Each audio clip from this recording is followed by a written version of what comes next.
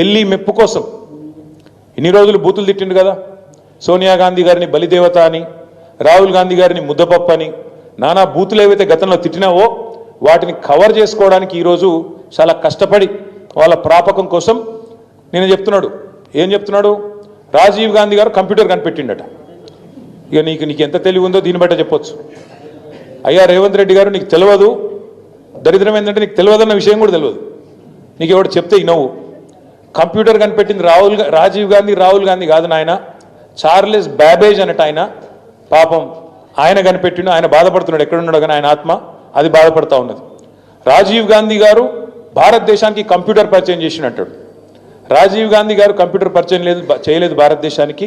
1955లోనే Tata group వాళ్ళు బొంబాయిలో మొట్టమొదటి కంప్యూటర్ను వాళ్ళు తీసుకొచ్చినారు. ఇది నీకు తెలియదు. ఆ రోజు రాజీవ్ గాంధీ గారికి 10 ఏళ్ళో 12 ఏళ్ళలో. ఇది నీ తెలివి, ఇది నీకున్న పరిజ్ఞానం.